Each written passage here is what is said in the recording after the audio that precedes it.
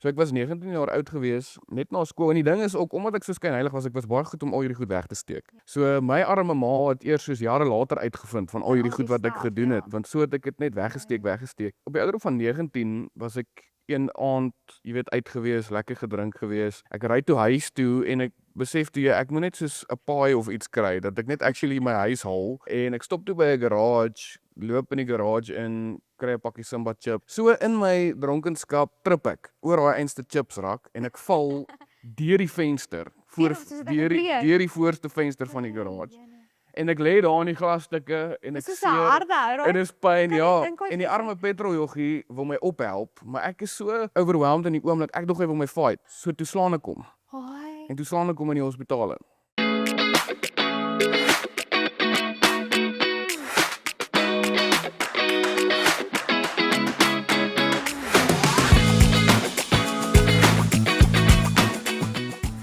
Ek is Rachel en hierdie is my hardloop soon. Ek is super opgewonde oor vandag se episode. Ek het vir Kaal kids op in die huis, nee, ek het goed gedoen. Yes, well done. So, Kaal het 'n ministry met die naam Torch. So wat hulle doen is hulle travel en hulle gaan bedien by skole, kerke en hulle lei ook mense deur kursusse en so aan om in ministry te groei. Hy maak ook sy eie musiek, worship musiek. Maar welkom Kaal, dankie dat jy hier so is. Dankie vir die geleentheid, dis lekker om hier te wees. Ek is excited oor vandag. Ons gaan regtig praat oor 'n baie diep topic, maar voor ons in hom gaan delf, wil ek vir jou 'n vraag vra wat ek vir elke gas vra wat op my bank kom sit. En dis hoe, wat of waarvoor klop jou hart? Goeie vraag. Het jy hom nie voorberei nie? Nee, ek hou nie van prep nie. Ek dink my hart klop regtig vir die underdog. Soos mense, en ek dink is omdat dit deel is van my storie. Ek was vir lankie ou wat misgekyk was. En ek dink dis waarvoor my hart klop. Is regtig daai doodnormale ou wat regtig net sy beste doen, of vrou of girl, maak nie saak nie, maar die persoon wat regtig hulle beste probeer om net iets te doen, om 'n purpose te lewe of purpose te kry, of net regtig try, hulle beste try, maar soos wat hulle aangaan foute maak. En ek dink dis waar my hart lê, even in my ministry en bediening en oral waar ek gaan, ek dink dis waar my hart is regtig in mense wat voel, ja, maar ek's te gebroken, maar ek's te agter in die lewe, maar ek's nie goed genoeg nie, ek het nie genoeg waarde nie. Ek dink dis regtig waarvoor my hart klop. Gebroken mense ook, spesifiek, of verlore mense ook, maar ek dink my hart lê baie by daai mense wat voel, ja, ek weet daar's iets. Ek weet, soos, daar's iets in my hart wat vir my sê, daar moet meer wees, maar nie weet wat daai is nie. En ek dink dis waar my hart regtig lê. Ja, ek hou baie van jou hardloop. Dit was een van die mooiste hardlope wat ek al gehoor het. My hardloop vir die ander ook. Ek sê ook al almal hou van 'n dark horse. Ja, ek glo So enetjie wat van agteraf Yes, ja. Dit is 'n beautiful antwoord. So ek dink dis ook baie relevant dan op vandag se topic waarna ons bietjie gaan indelf. So wat hierdie podcast episode geïnspireer het vir my is, ek was by 'n tienergeleentheid gewees en ons het 'n kroningsaand gedoen met 'n paar meisies en daar was 'n groep graad 11 girls wat my gevra het om bietjie te bid en daar was 'n paar van hulle wat die hele tyd net, toe ek vir hulle vra waarvoor kan ek bid, is hulle soos, bid net asseblief dat Jesus my sonde sal vergewe, bid dat hy my sonde sal vergewe. En hulle soos, dit was nie soos, daar's nie sarcasm in dit nie, dit was so pure sorrow van, en in my kop was dadelik soos, jy 17, soos hoe baie sonde, soos dis net waar my kop gegaan het, en toe besef, iets in my gees het gevoel soos, hulle snap of nie genade nie, of hulle weet nie om hulle self te vergewe nie. Hulle besef nie dat jy is reeds vergewe, jy is klaar skoon gewas, as jy Jesus as pappa en Lord aanvaar in jou lewe nie. Soos, dis iets in hulle van regret. Jy weet, ek is nie skoon gewas nie, ek is nie opnuut nie. God kan my nie gebruik nie, as gevolg van hierdie foute wat ek gemaak het. So, dis wat die podcast geïnspireer het. So, ek wil bietjie vandag praat oor mense wat sukkel om hulle self te vergewe.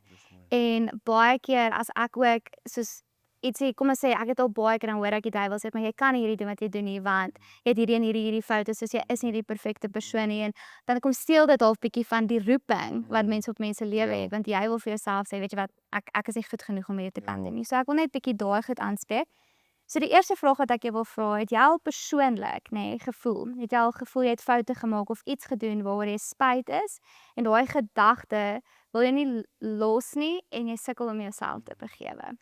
Ek wil amper sê daagliks, maar ja, definitief. Ek dink, so, as ek terugkyk oor my storie, dan voel ek baie keer tot vandag toe, dan dink ek, jy weet so half as jy cringe in jouself, so, ja, wat het ek gedink? Hoekom het ek dit gedoen? En tot vandag toe dink ek, is iets wat my volg, maar wat ek ook gesien het, veral as jy in ministerie staan, of in 'n plek kom waar die Here het regtig iets in jou lewe kom doen, hy het regtig jou lewe kom verander, dan veral wil die vyand kom met sy leuns en vir jou kom vertel. So, ek sê altyd vir mense, jy weet, ewen om Jesus te kies, dis nie 'n een keer keuse, ja, jy's een keer gee jou hart vir die Here en jy's gered, ja, maar om hom te kies en om te volg is 'n elke dag keuse. Om elke dag te sê ek gaan gehoorsaam wees, elke dag te sê ek wil na u stem luister. En vir my, met vergifnis vir myself, is dit presies dieselfde. Ek moet elke dag myself herinner dat luister, jy is vrygekoop deur die bloed van Jesus. Hierdie leuns tel nie meer oor jou lewe nie. Dis nie meer geldig oor jou lewe nie. So, ook net so 'n bietjie background van my storie. So, ek's 'n aanneemkind gewees en as gevolg van 'n klomp seer wat ek gevoel het en verwerping wat ek gevoel het ek 'n klomp foute gemaak. So, ek dink ek sê altyd vir ouens, jy weet, elke ou se pad is anders, maar vir my was dit spesifiek, daar was iets in my wat so seer gevoel het, wat ek verlang nie, jy weet, ek kon nie 'n vinger op dit sit en sê, dis dit wat my so laat voel nie, dis dit wat my laat voel soos die underdog, of soos die ou swart skapie van die family nie. En as gevolg van al daai goed wat so in my hart was, het ek regtig 'n uitlaat gesoek. Ek het gesoek soos vir iets om my net te laat beter voel, jy weet, oor myself, en iets wat my net laat voel soos ek soek soos waardig om 'n man te wees, ek soek in beheer van iets in my lewe, want dit vir my altyd gevoel, ek sien in beheer nie, verstaan ek het nie beheer oor enigiets in my eie lewe nie, en dit voel vir my die lewe gebeur nou maar net met my, en as gevolg van dit het ek daai uitlaat gaan soek op verkeerde plekke. Totally verkeerde plekke, so ek kan nou vir jou die hele prentjie inkleer, maar basically wat dit is ek het baie gedrink, soos wat enige jong ouma doen, maar ek voel, ek het dit half na die volgende vlak toe gevat. Ek het 'n baie skynheilige lewe geleef, so ek is nog altyd betrokke in kerkbands en ek love musiek nog my lewe lank, maar ek onthou, daar was 'n paar keer wat ek opgedaag het vir 'n kerkreis, dan sê ek onder die prop, jy weet, as ek lekker dronk, dan speel ek my hart uit in daai kerk, dan kom die tannies na die tyd sê, joh, jy speel so mooi, die salwing is op jou, dan sê ek soos, nee tannie, is nou nie brandewyn, maar dankie. So ek het 'n baie skynheilige lewe geleef.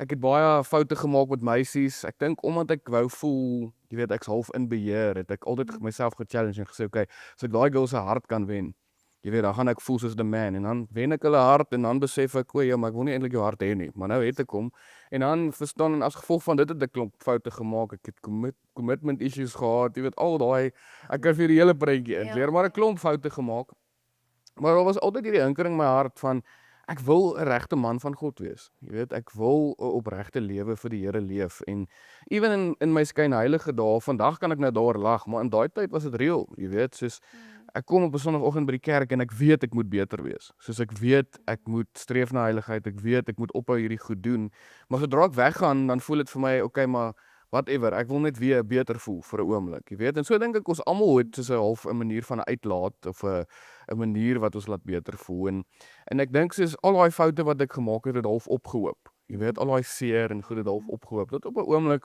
so ek was 19 jaar oud gewees, net na skool, en die ding is ook, omdat ek so skynheilig was, ek was baie goed om al hierdie goed weg te steek, né? So my arme ma, wat my toe nou aangeneem het eventually, en daai is nou 'n hele ander storie, maar in elk geval, ek is baie lief, sy is my enigste ma, sy is die enigste persoon wat nog haar lewe lank vir my bid, en everything, en soos, ewen my eie ma het eers soos jare later uitgevind, van al hierdie goed wat ek gedoen het, want so het ek dit net weggesteek, en so op die ouderdom van 19 was ek een aand, jy weet, uit gewees, lekker gedrink gewees, ek ry toe huis toe, en ek besef toe, ek moet net soos 'n paai of iets kry, dat ek net actually my huis haal, en ek stop toe by 'n garage, loop in die garage in, kry 'n pakkie Simba chips, jy weet, en so in my dronkenskap trip ek oor daai einste chips rak, en ek val deur die venster, deur die voorste venster van die garage, en ek lê daar in die glasstukke, en ek seer, en dis pyn, ja, en die arme petroljoggie wil my ophelp, maar ek is so overwhelmed in die oomblik, ek dog hy wil my fight, so toe slaan ek hom, en toe slaan ek hom in die hospitaal in, en so langs die kort toe word ek toegesluit, en toe, ek het daarom gelukkig 'n buddy gehad, wat se pa my gehelp het, en wat ook al, ek's daar uit toe eventually, en so letterlik 'n maand, so in daai oomblik sê ek wil nooit weer drink nie, weet die classic, wil nooit weer hierdie goed doen nie, dis nie worth it nie, en ag, en natuurlik soos wat die lewe gebeur, 'n maand na die tyd is ek weer in 'n kuierplek, okay, en by 'n fees gewees, En ek staan in die fees, na die fees in die kuierplek, jy weet, lekker, jy weet. En in 'n oomblik, en ek vertel dit regtig so, want dis regtig hoe dit gebeur het, dit letterlik so, in 'n oomblik van hierdie vibes, jy weet, lekker, jy gee nie om nie, whatever, en next moment hoor ek 'n stem, wat vir my sê, jy kan nie so aangaan nie. En ek skrik, natuurlik, ek skrik regtig groot, en ek laat val alles, en ek so half soos, wat was dit? Jy weet, en ek kyk so half rond, en dadelik is my eerste reaksie soos, Here, soos, is U daar? Jy weet? En ek dink wat vir my sleg was, is ek het ook 16 was my hart vir die Here gegee, en regtig vir die Here gesê, ek wil my lewe vir hom leef. En toe het die seer my oorgeneem, jy weet, en toe het ek half weggedryf. So daar was 'n tyd in my lewe wat ek sy stem geken het, en toe het ek dit so half verloor, en toe toe hy weer met my praat, asof ek dalk, soos ek het dadelik geweet, daai was die Here wat net met my gepraat het. Jy weet, en ek skrik so groot, ek sê vir my pelle, hoorie, ek weet nie wat nie, maar ek moet nou na my ma toe gaan, want sy is die enigste wat op daai stadium nog vir my gebid het. Op daai stadium is ek weggejaag by die youth group waar ek was, want regtig, ek was net nie 'n goeie ou nie, ek het dom goed gedoen, en ek sê toe vir hulle, ek moet nou na my ma toe gaan, want sy bid vir my, sy sal weet wat om te doen, en ek klim in my karretjie, en hulle sê toe, ja, gaan, doen jou ding, ons sal lift kry terug Middelburg toe waar ek gebly het op daai stadium, en klim in die kar, en iewers regtig 'n dramatic soos movie moment as ek nou daaraan dink. Maar ek stop langs die pad en ek het so 'n oomblik van ek kan nie nou verder bestuur nie. Ek ry baie vinnig want ek's overwhelmed en ek voel al hierdie gevoelens. En ek sit daar langs die pad, ligte aan, kar deur oop, sit daar langs die pad op die highway en ek sê vir die Here, Here, ek weet jy is daar. Ek weet nie regtig waar's daar nie, maar mense sê vir my jy's daar. Maar al wat ek weet is dat ek kan nie meer hierdie alleen doen nie. Ek kan nie aangaan soos wat ek aangaan nie. En letterlik soos ek kan dit nie vir jou verduidelik nie, maar ek sien in 'n oomblik soos Jesus voor my staan. Ek weet nie hoe hy gelyk het nie, maar ek weet dit was hy voor my staan wat vir my sê, maar ek was nog altyd daar. Soos ek het jou nog nooit gelos nie. Jy het my nie gesien nie, maar elke tree van hierdie pad het ek nog saam met jou gestap. Jy sien, en ek sê altyd vir mense, ek glo dat soos jou lewe kan in 'n oomblik omdraai, soos dit. Jy weet, dan sê jou hele lewe verander. Daai oomblik was die draaipunt, maar ek sal nie sê my lewe het in 'n oomblik verander nie, maar daai was die oomblik wat ek half besef het, weet jy wat, ek wil vir die Here lewe.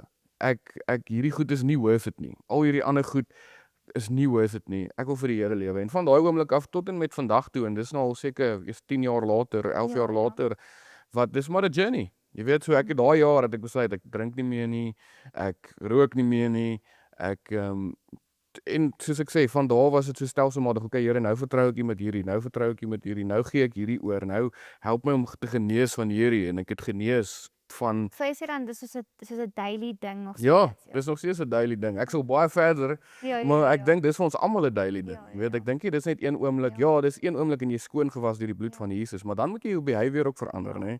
En daai is die journey. So, dis nou 'n baie lang verduideliking, eintlik net om te sê dat al daai goed het my ewen toe ek al in ministry ingekom het, nog steeds laat voel soos ja, ek's nie goed genoeg vir hierdie werk nie. Ek's nie goed genoeg vir dit wat die Here vir my voorgeroep het nie. As dit sin maak. Ja, nee, dit is ook net sin. So ek wil ook net by jou hoor, so, hoekom dink jy vir ander mense, so jy het obviously jou hele storie en jou proses verduidelik, maar daar is mense wat sukkel, hulle dalk ook 'n rowwe storie of 'n rowwe agtergrond of dit. Hoekom dink jy sukkel hulle so om hulle self te vergewe as hulle 'n fout maak? Kom ons sê ons vat die youth byvoorbeeld, as hulle dalk 'n fout maak. Ek het agtergekom, ek dink dalk hulle verwar dit met dis onskuldig. Ja. Maak dit sy maar hulle Ja. besef nie dat dit langtermyn gevolge het nie. So dalk sit 'n bietjie 'n vorm van onkunde ook. Maar as hulle fout maak, hoekom is dit moeilik baie keer vir ons as mens om te onsself te vergewe en so hard op onsself te wees as God se genade, jy weet, Ja. eintlik genoeg is. Ja, ek dink soos dis iets waarmee ek ook vir lank gesukkel het, en so ek dink regtig eerstens dis totally alleen van die vyand. Soos die vyand, soos jy weet dit wat hy nie kan, want hy het nie mag oor ons nie. So he can't destroy us, maar wat hy dan doen is hy distracts us. Jy weet, hy gooi half ons foute voor ons en sê maar kyk hierso, dis hoekom die Here jou nie kan gebruik nie, jy weet. En ek dink ook dis baie kultuurding, nê, die wêreld waarin ons leef, ongelukkig. Ek het daai tyd, ek en my buddy praat nou die naweek daaroor. Hy sê vir my, ek kan nie glo jy het 'n pastoor geword. Buddy, ek ookie. Maar ongelukkig, dis die ding, nê, ons leef so in hierdie vrees, hierdie fear of man, dat, okay, maar wat gaan my pelle dink as ek nou my lewe verander? Wat gaan die mense sê? Want ek dink ons hou meer vas aan die feit dat ons dink mense gaan ons foute onthou, as wat ons actually ons foute onthou. Jy weet, en dis iets wat my nogal gevang het, is, Jy weet, ek kan nie 'n pastoor word nie, want daai mense weet wat ek gedoen het. Jy weet, ek kan nie in bediening staan nie, want daai mense weet, hulle was daar toe ek hierdie foute gemaak het. So wat gaan hulle dink?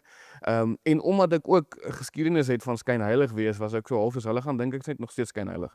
Jy weet, en ek het net soos ek moes op 'n punt kom wat ek vir myself moes sê, soos either ek glo die feit, so die Bybel sê hy maak ons 'n nuwe mens, nê? Nee? Wanneer ons lewe van gee, maak hy ons 'n nuwe mens. En ek moes leer dat dit beteken nie hy kom net en hy verander jou 'n bietjie en kam jou hare en gee vir jou 'n nuwe outfit. Hy verander jou heeltemal. Ja. Soos hy maak jou 'n totale nuwe mens. En 'n pastoor, ek weet nou nie hoe teologies korrek dit is nie, maar pastoor het eendag vir my gesê, onthou Karl, dis nie jy wat die foute gemaak het nie. Dis die ou jy, maar die Here het jou nou kom nuut maak. En dit het nogal iets in my kom verander. Dit het my nogal laat besef, soos wow, okay, dis waar. Soos my identiteit in die Here het totally verander. Hy sien my nou anders. Hoe mense my nou sien is irrelevant. Maar hoe hy my sien het totally verander. Nou is ek sy seun.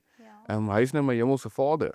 Jy weet, so ek dink dis hoekom mense sukkel, is die leuen van die vyand en die leuen van die wêreld en die kultuur waarin ons leef wat vir ons sê, jy weet, daar's mos daai ding wat sê once a cheater always a cheater. Ek glo nie dit nie. Ja. Ek glo, prys die Here, ek was nog nooit 'n cheater nie, maar ek glo nie dit nie. Ek glo dat as die Here in jou lewe is, kan enigiemand omdraai.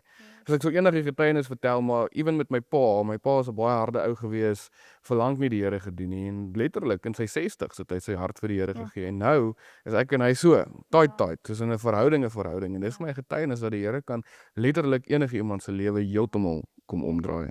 Ek onthou soos nou dat jy noem 'n bietjie met jou pa, my oupa byvoorbeeld, hy was in die oorlog gewees en al die gevreem, maar ek onthou op sy einddag, toe ek soos bietjie by hulle gaan kyk, het hy so 'n vorm van demensie ook gehad om sy einde.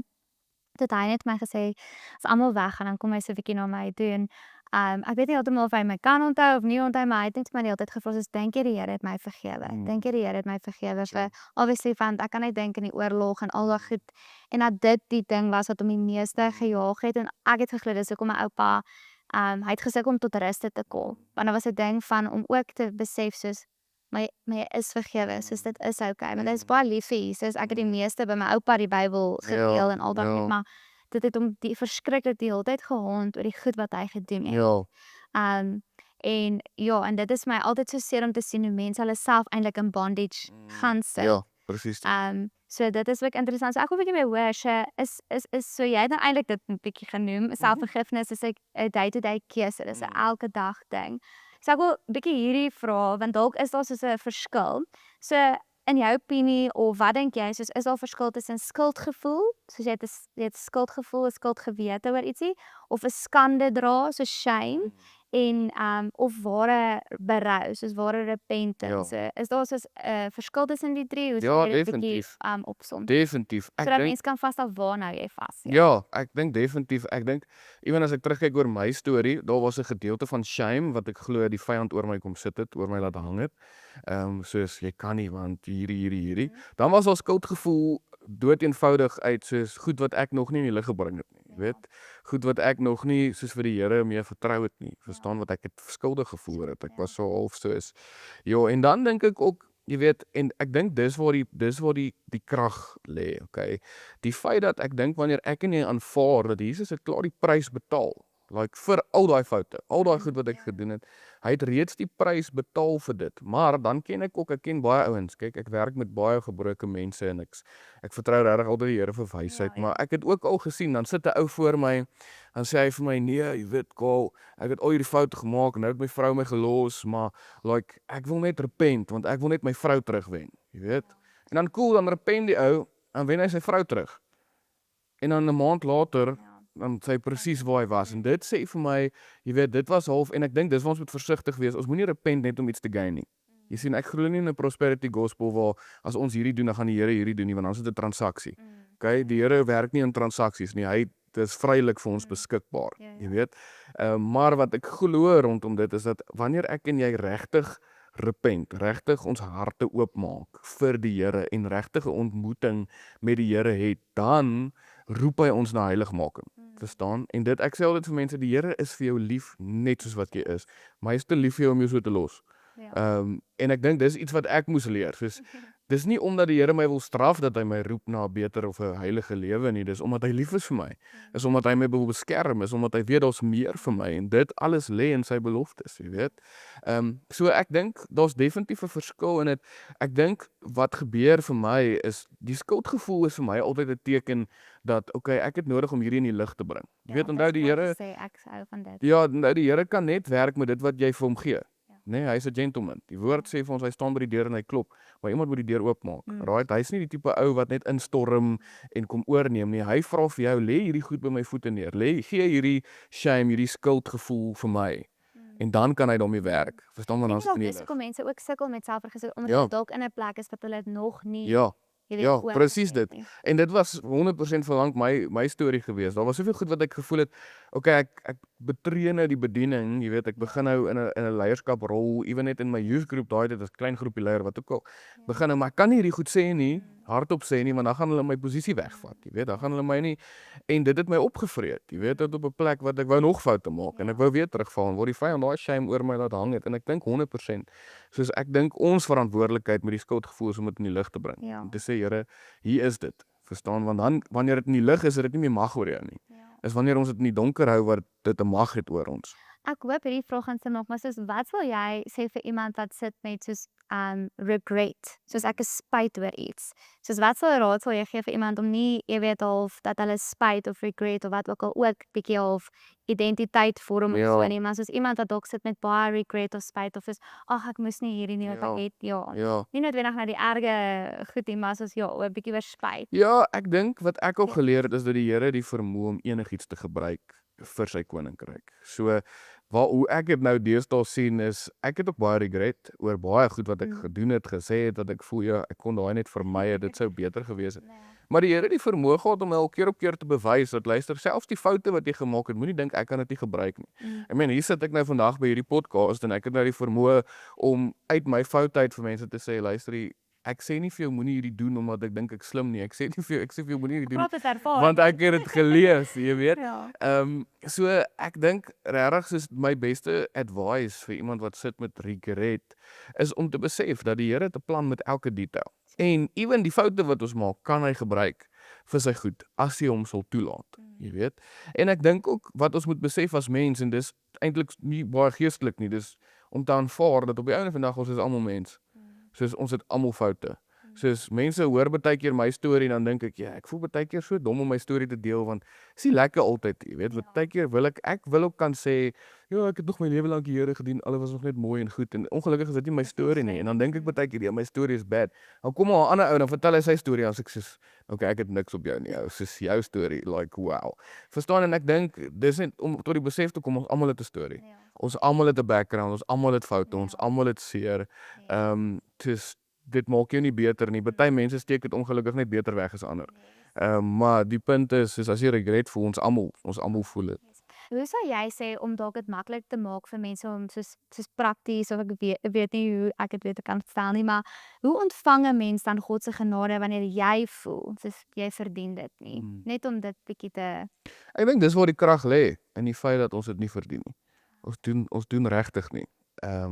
Daar's baie kere in my lewe wat ek al besef het soos ek verdien regtig nie die goedheid van die Here oor my lewe nie, maar dis net 'n bewys van hoe goed hy is. Jy weet hoe goeie Vader hy is.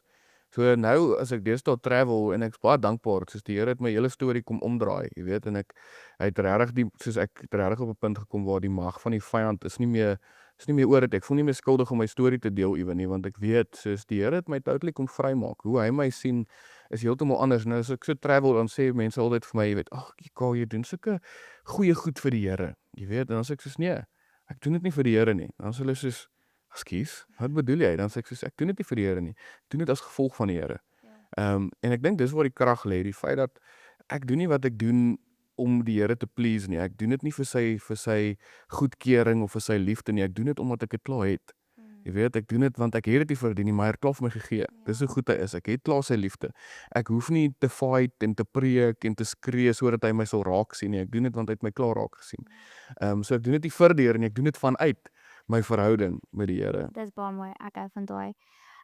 So ek wil dan ook by jou hoor, So, wat kan met 'n mens half gebeur as mens aanhou aan jou foute, daai spidey regrets? So, hoekom is dit gevaarlik as ons die hele tyd aan dit vasklou? Ek dink mense begin jou identiteit in dit vind. Ek dink as jy vir te lank vashou aan jou foute, dan begin jy voel maar dis nou maar wie ek is. Ek het altyd 'n buddy gehad, Don Robert, wat vir my gesê het, moenie my probeer verander nie. Dis nou man en toe ek is. En dis regtig soos hy en ek was op 'n stadium op 'n plek waar ek het nou maar net aanvaar ek's 'n broken ou. Jy weet, ek gaan nou maar vir die res van my lewe begin of foute maak want weet jy wat, dis nou maar net wie ek is. En dit was absoluut alleen. Ek dink wat ek moes besef, dit is nie wie ek is nie. Soos ek is nie as gevolg van my Vader wat in die hemel is, as gevolg van die Here wat my gekies het en my liefhet, is ek nie net 'n gebroke ou nie. En ek dink wel dit regtig vir my geklik het. So as gevolg van my hele storie is my familie ook bietjie my verlangse familie, jy weet, buite is so bietjie verlore en jy weet, en ek het hierdie hinkering in my hart soos Here, kan nie net iets kom doen in my family, weet ek smag ook na 'n normale Kersfees waar ons almal om die tafel sit en jy weet, en laas jaar sê 'n vrou vir my of 'n vriendin van my vir my sê vir my, hoorie maar dink jy nie jy moet nou maar net aanvaar dat jou familie broken is nie, nê? En iets in my klik soos nee. En ek sê vir ek weier in Jesus naam, soos ek weier om te aanvaar dat dit is nou maar net wat dit is. Want ek dien 'n God wat groter is as dit, wat die krag het om te kom restoreer en te kom nuut maak. En ek dink dis wat gebeur as ons te lank vashou aan die goed, dit raak ons identiteit.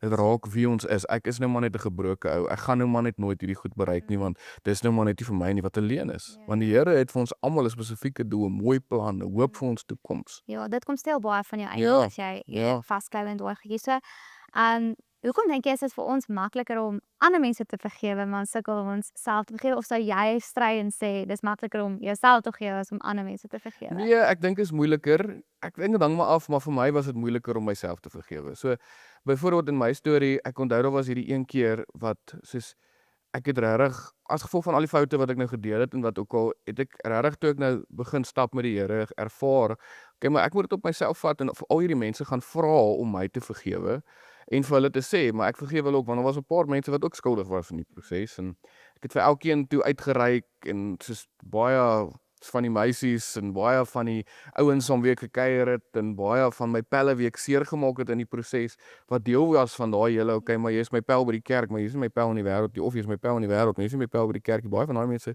moes ek gaan om verskoning vra het en moes ek gaan sê, hoorie, sal julle my vergewe en wie ek ook moes vergewe en ek het daai hele proses deurgegaan en toe eendag, toe vra die Here my 'n vraag, toe vra die Here my, ek kan nou in my stilte tyd vra die Here my, wie dink jy is jy? En ek so half, ekskuus Here, soos wat? En die Here sê vir my, ja, wie dink jy is jy dat ek, die koning van die heelal, het jou vergewe? Wie dink jy is jy dat jy nie jouself gaan vergewe nie? En ek het so half 'n oomblik van, joh, okay, wow, dis waar, die Here het my vergewe. Jy weet, en ek dink dis vir ons moeiliker om onsself te vergewe want ons is die skuldige. Jy weet, ons is die een wat ons want ek dink dis wat dit vir my was. Ek het besef, maar al hierdie foute en al hierdie seer is te danke aan niemand anders as hierdie ou nie. As die ou wat die keuses gemaak het nie, jy weet. En ek dink dis half ons soek iemand om te blameer. Jy weet, en dis half makliker om iemand anders te blameer.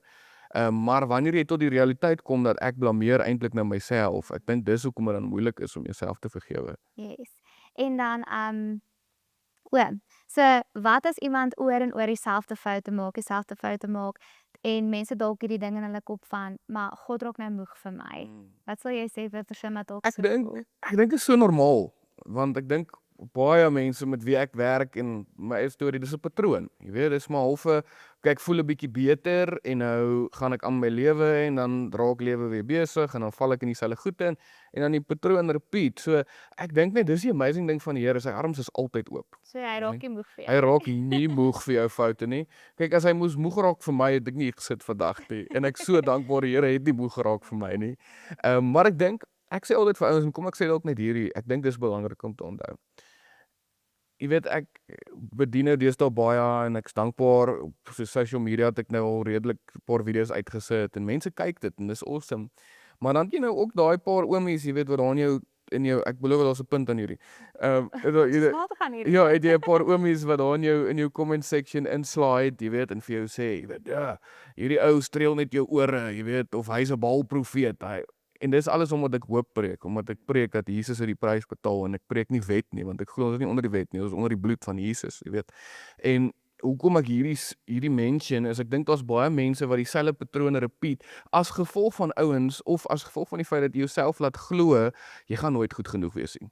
Want jy tik nie al die boksies om vergewe te word nie. Jy tik nie al die boksies en ek dink dis baie keer hoekom die patroon repeat, want jy het so halfe okay, miskien en dan val jy weer, dan voel jy okay, ek tik nie die boksies nie, ek is nou maar nie goed genoeg nie. Dis hoekom jy weet ouens het nie nodig en ja, okay, ons almal moet meer ons Bybel lees, ons almal moet meer bid, maar ek sê altyd vir ouens, jy weet jy gaan nie jou lewe gaan nie change deur iemand wat op jou skree en vir jou sê, jy weet jy moet nou verander nie. Nee.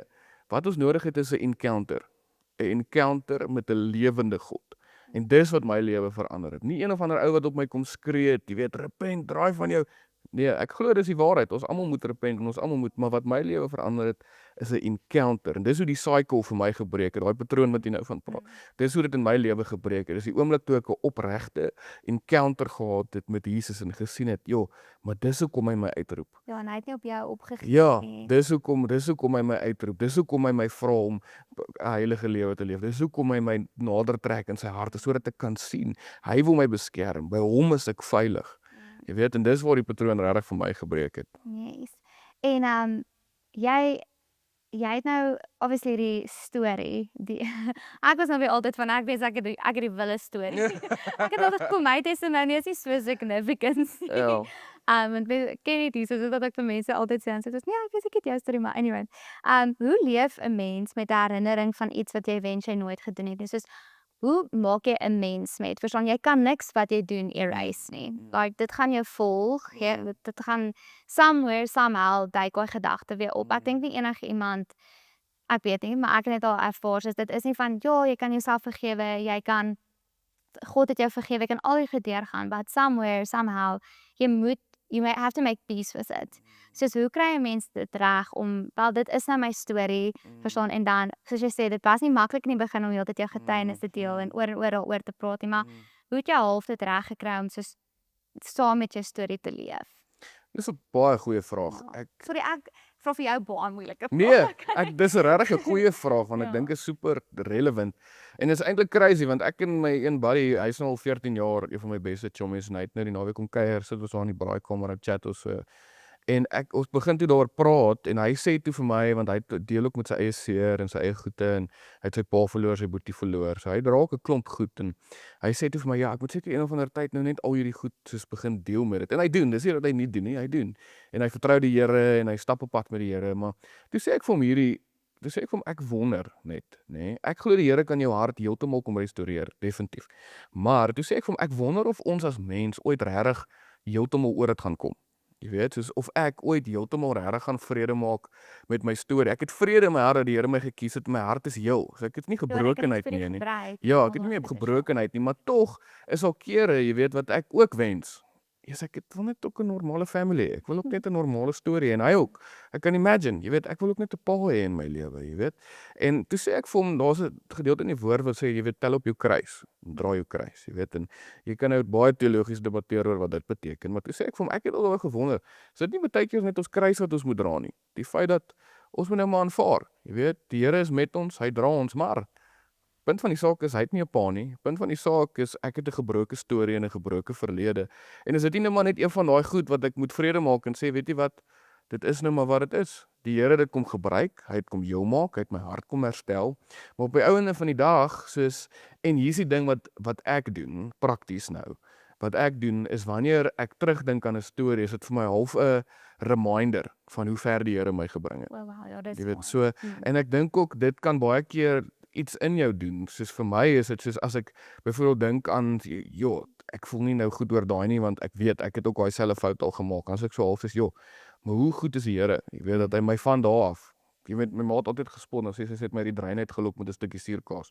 Nou ek dink baie keer regtig dis hoe ver die Here my moes kom haal het. Hy het my baie ver kom uithaal en nou dien daai goed vir my as 'n reminder van yes, maar dis regtig wat die Here in my kom doen het. En as hy dit kon doen Imagine wat hy nog kan doen. Ja, want ek redeneer ook altyd soos byvoorbeeld dit help nie jou storie en jou geskiedenis al goed jy sit dit onder die mat nie. Ek het al besef daar's baie meer vryheid vir my in my lewe om dit net deel te maak van die Ja. storie Ja, en dit half, jy weet, nie dit deny nie, want ek dink dan lewe jy in denial. Ja, Maar 100%. verstaan, jy kan nie om dit half deel te maak van jou storie en hoe jy dit kan gebruik om ander mense. Ek het altyd 'n grapjie in myself gemaak sê van ek maak foute sodat julle nie hoef nie. Ja, ja, Ek 100%. kan like dit daaroor. Ja, 100%. Maar net om ook te weet, soos daai storie, nie om vir myself te sê dit is nie deel van my nie, verstaan? Dit was my agtergrond, dit is my storie. Dit is deel van waar ek tot vandag hier is, Ja. hoekom ek hier is. Maar dan om daai storie half te gebruik in God se manier te gebruik, as ek dit so kan stel. So ek wil bietjie hê jy moet jou gitaar daar optel, jy kan nog 'n geritaals op kry.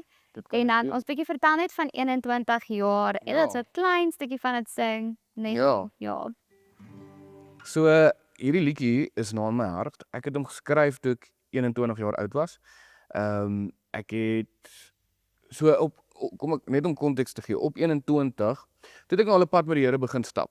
Maar toe dra ek hierdie seer in my van hierdie verwerping wat ek gehad het en dis eintlik wat vir my mooi is van vandag dat ons praat oor hierdie selfvergifnis ding. Maar dis reg waar ek was. Ek was op 'n punt daai stadium van my lewe waar ek stap nou pad met die Here en die Here begin my gebruik, maar ek kyk in die spieël, Jesus, en ek like nie die ou in die spieël nie. Ek like hom regtig nie. Ek kan hom net nie aanvaar nie want hy het regtig soveel foute gemaak en hy het regtig soveel dom goed gedoen. En regtig hoe die Here my kom help het om regtig vir my te sien en die woorde van hierdie liedjie in die bridge gedeelte sê hy noem my op my naam. Hy kyk reg deur my seer. En ek dink dis regtig waar ek was in my lewe, soos ek moes besef dat luister jy, ek kan nie daai seer vir die Here wegsteek nie. Hy kyk reg deur dit en as gevolg van die feit dat hy reg deur dit gekyk het, kon ek uiteindelik op 'n punt kom wat ek dit aan hom toevertrou en vir hom sê, maar hierdie is nou nie meer my storie nie, hierdie is nou ons storie, Here. Dis nou nie meer my foute nie. Dis nou my testimony, jy weet, en dit het regtig omgegaan van ek het al hierdie foute gemaak na draai dit om, jy weet, dis nou 'n testimony, dis nou nie meer foute nie. En so die woorde van die liedjie is ook, ek het hom geskryf vir die gewone ou, so jy gaan hom nie noodwendig in 'n kerk sing nie, maar ek het hom geskryf dat enige ou hom kan luister en voel half, ek dink ek het ook die Here nodig. So miskien moet ek 'n stukkie van hom sing en dan kyk ons waar ons uitkom. Ek gaan maak asof ek net so ons is eintlik in 'n duo. Ja, ek glo dit. 21 jaar vir my ek jou. Jou bloue kyk sag maar maak seer. Hoekom gee ek om wat jy dink? Ek is genoeg, want hy noem my steeds sy kind. Hy noem my op my naam, hy sien reg deur my seer. Hy maak sy arms oop, dis nie maklik nie, ek los hom in beheer. Hy noem my op my naam, hy sien reg deur my seer. Hy maak sy arms oop, dis nie maklik nie, ek los hom in beheer. 21 jaar vir my ek jou. Jou bloue kyk sag maar maak seer. Hoekom gee ek om wat jy doen? Ek is genoeg, want hy noem my steeds sy kind. Ek is genoeg, want hy noem my steeds sy kind. Yay! Julle kan maar met klap. Dit was so mooi. Dankie. Wow, dis beautiful. Ek het wel 'n ding gekyk wat jy en jou vrou gepost het, gesê het julle gaan worship liedjies skryf tot een trend. So hierheen gaan trend. Ek hoop so. Ek hoop regtig so. Ja, dit was beautiful, beautiful. Very cool. Dit was die grootste voorreg om hier te gehad het. Dankie dat jy oop was, jou storie gedeel het en mag jy weer so bless. Ek kan dadelik sê as jy die gitaar optel, dan is jy gemak. Ja, 100%. Dis hierdie is. Ja, hier is wat ek moet wees 100%. Maar baie dankie vir jou Dankie. tyd. Ek waardeer dit. Dis beautiful. Dis 'n traantjie, iemand. Ja,